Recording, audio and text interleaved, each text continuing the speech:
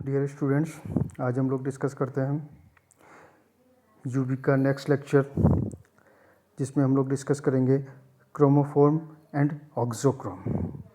सबसे पहले क्रोमोफोर्म क्या होता है? क्रोमोफोर्म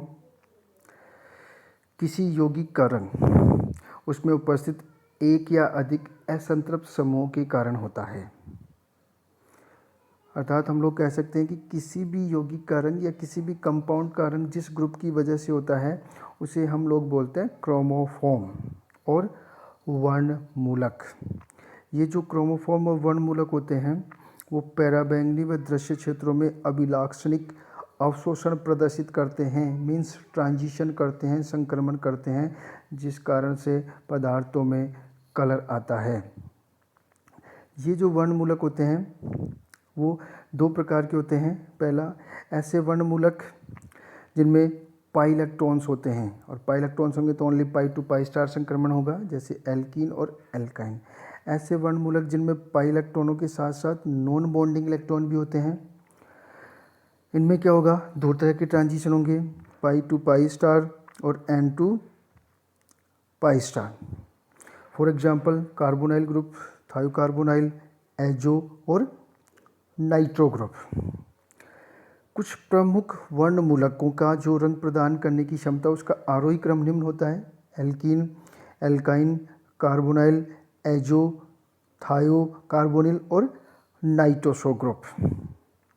अब हम लोग डिस्कस करते हैं वर्णवर्धक और ऑक्सोक्रोम। ऑक्सोक्रोम क्या होते हैं? ऑक्सोक्रोम खुद कलर प्रदान नहीं करते हैं किसी भी कंपाउंड या यौगिक को, बट जब वो क्रोमोफोर्म के साथ जुड़े हुए होते हैं कॉन्जुगेशन में, तब वो क्रोमोफोर्म या वर्णमूलक के रंग प्रदान करने की क्षमता को बढ़ा देते हैं। ये ग्रुप कौन कौन से हो सकते हैं? जैसे OH, NH2, NHR, NR2, OR, CH3। लेकिन वर्णवर्धक में सबसे इम्पोर्टेंट चीज़ ये है कि ये जो ग्रुप हैं वो किसी क्रोमोफोर्म के साथ कॉन्जुगेशन में होने चाहिए। फॉर एग्जांपल ये OH है, इसका लोन पेयर इस बेंजीन के साथ कॉन्जुगेशन में नहीं है, लेकिन जो ये NH2 है उसका लोन पेयर इस बेंजीन के साथ, बेंजीन के जो तीनों डबल बॉन्ड है वो क्या है यहाँ पे? क्रोमोफोर्म।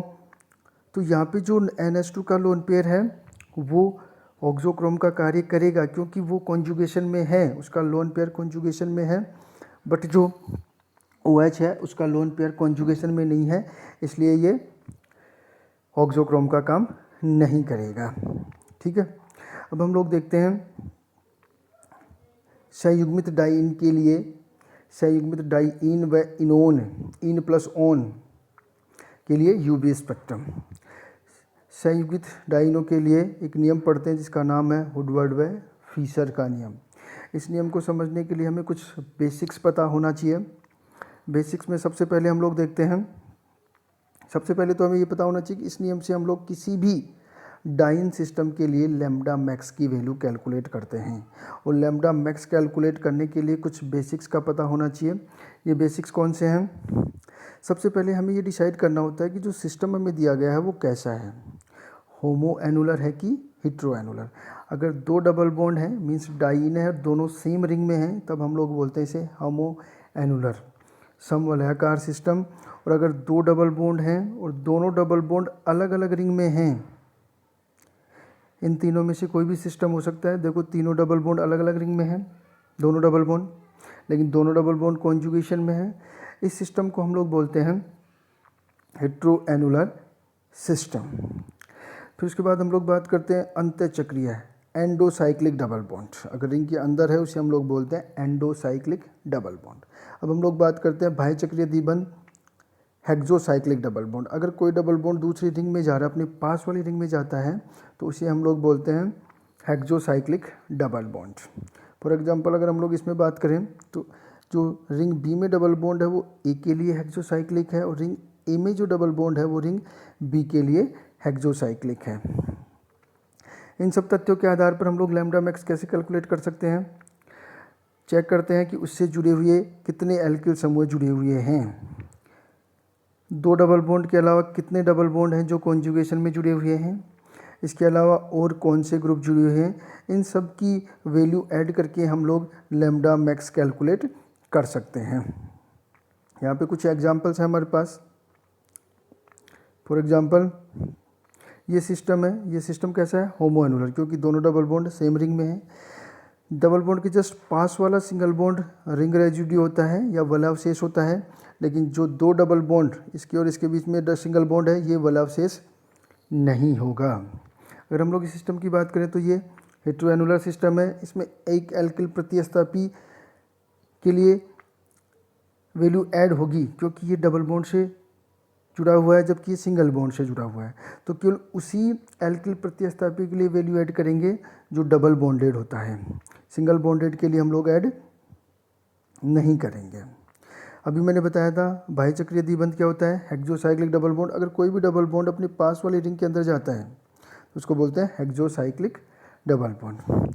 एक और कंसेप्ट है संयुग्मन का विस्तार करने वाला द्विबंध। मीन्स अगर कोई दो डबल बॉन्ड के अलावा कोई तीसरा डबल बॉन्ड है बट ये दो डबल बॉन्ड के साथ कॉन्जुगेशन में है तो इसको संयुग्मन का विस्तार करने वाला द्विबंध माना जाएगा। बट अगर ये द्विबंध कॉन्जुगेशन में नहीं है तो इसको संयुग्मन का विस्तार करने वाला डबल बॉन्ड नहीं माना जाएगा।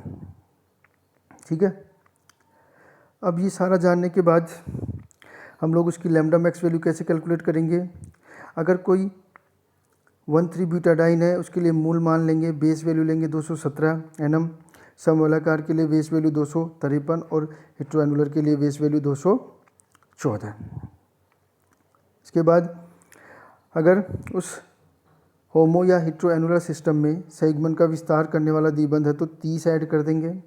अगर कोई एल्किल प्रतिस्थापी तो 5 ऐड कर देंगे। वलावशेष या रिंग रेजिड्यू है तो 5 ऐड कर देंगे। बाह्य चक्रीय द्विबंध है तो 5 ऐड कर देंगे। OR समूह है तो 5 ऐड कर देंगे। SR है तो 30 ऐड कर देंगे। OAC है तो कुछ ऐड नहीं करेंगे। NR2 जुड़ा हुआ तो 60 ऐड कर देंगे। CLBR जुड़ा हुआ तो 5 ऐड कर देंगे। ठीक है, इसके बाद हम लोग जितना भी बेसिक्स हमने पढ़ा है उसको हम लोग कुछ एग्जांपल्स के थ्रू डिस्कस करते हैं, फिर सब कुछ क्लियर हो जाएगा। सबसे पहले हम लोग एग्जांपल फर्स्ट लेते हैं। देखो ये जो सिस्टम है वो विषम वलयाकार है, हेटेरोएनुलर है क्योंकि दो डबल बॉन्ड है, कॉन्जुगेशन में है, बट दोनों डबल बॉन्ड अलग अलग रिंग में हैं। तो हेटेरोएनुलर सिस्टम है तो बेस वैल्यू ले लेंगे 214। अब हम लोग बात करते हैं रिंग रेजिड्यू की। तो देखो डबल बॉन्ड के पास वाला डबल बॉन्ड, डबल बॉन्ड के पास वाला डबल बॉन्ड और डबल बॉन्ड के पास वाला डबल बॉन्ड, 3 रिंग रेजिड्यू होंगे। 3 के लिए कितना ऐड कर देंगे, 15। फिर हम लोग बात करते हैं एल्किल प्रतिस्थापी। एल्किल प्रतिस्थापी 3 है लेकिन कोई सा भी डबल बॉन्डेड कार्बन से जुड़ा हुआ नहीं है, इसलिए कितना ऐड करेंगे, 0 ऐड कर देंगे। अब हम लोग देखते हैं हेक्सोसाइक्लिक डबल बॉन्ड। देखो ये वाला बी रिंग वाला डबल बॉन्ड ए में जा रहा है बट ए वाला कहीं नहीं, कोई सी रिंग में नहीं जा रहा है, तो केवल बी रिंग वाला डबल बॉन्ड ही बाह्य चक्रीय हेक्सोसाइक्लिक डबल बॉन्ड माना जाएगा। इसके लिए कितना ऐड कर देंगे, 5। तो टोटल जब आएगा हमारे पास तो कितना आ जाएगा, 234 nm। ये जो लैम्डा मैक्स की वैल्यू होगी किसके लिए, इस सिस्टम के लिए। अब हम लोग लेते हैं दूसरा एग्जाम्पल। दूसरा एग्जाम्पल में बात करें तो देखो दो डबल बॉन्ड है, कॉन्जुगेशन में है बट सेम रिंग में है, तो समवलयाकार सिस्टम हुआ तो बेस वैल्यू लिख दी 253। अगर वलावशेष की बात करें तो देखो डबल बॉन्ड के जस्ट पास वाला, पास वाला, पास वाला और ये पास वाला, तो 4 हो गए, तो कितना ऐड कर देंगे, 20। अगर एल्किल प्रतिस्थापी की बात करें तो एल्किल प्रतिस्थापी 4 हैं बट केवल एक ही एल्किल प्रतिस्थापी डबल बॉन्डेड कार्बन से जुड़ा हुआ है, इसलिए केवल इसके लिए 5 जोड़ा जाएगा। फिर हम लोग बात करते हैं वलावशेष की। तो ये वाला डबल बॉन्ड रिंग ए में जा रहा है और ये वाला डबल बॉन्ड भी रिंग में जा रहा है, तो जो टोटल वैल्यू ऐड होगी हेक्सोसाइक्लिक डबल बॉन्ड के लिए कितनी हो जाएगी, 10। जब इन सबको जोड़ेंगे तो लैम्डा मैक्स आ जाएगा 288। एक ही सिस्टम है, ये दोनों सिस्टम है इसमें। इसको होमोएनुलर भी माना जा सकता है और हेटेरोएनुलर भी माना जा सकता है। तो हम लोग इसमें जब दोनों हो तो हम लोग हमेशा होमो को प्रायोरिटी देते हैं। बाकी वैल्यूज़ मैंने बता दी आपको, तो आपको ये आपका होमवर्क है, इसकी आपको लैम्डा मैक्स की वैल्यू कैलकुलेट करनी होगी। ठीक है, तो हम लोग अब नेक्स्ट चैप्टर में डिस्कस करेंगे हुडवर्ड फ्रीज़र नियम डाई इनोन के लिए, इन प्लस ऑन के लिए। ठीक है, मिलते हैं नेक्स्ट चैप्टर में।